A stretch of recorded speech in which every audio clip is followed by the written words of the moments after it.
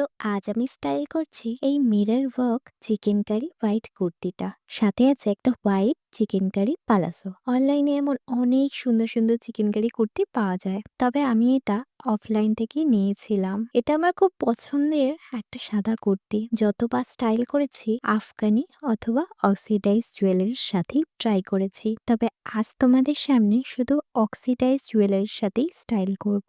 প্রায় ১ মাস হলো আমার স্কিন কন্ডিশন ঠিক যাচ্ছে না। পিম্পল আর স্পটের ভীষণ সমস্যা চলছে। স্পটের সমস্যা আমার স্কিনে থাকলেও সাধারণত পিম্পলটার থেকে আমি একটু মুক্তি পাই। এবার কিন্তু দুটো সমস্যাই অত্যাধিক পরিমাণে চলছে। তাই আজ কিন্তু আমি একটু বেস অ্যাপ্লাই করছি।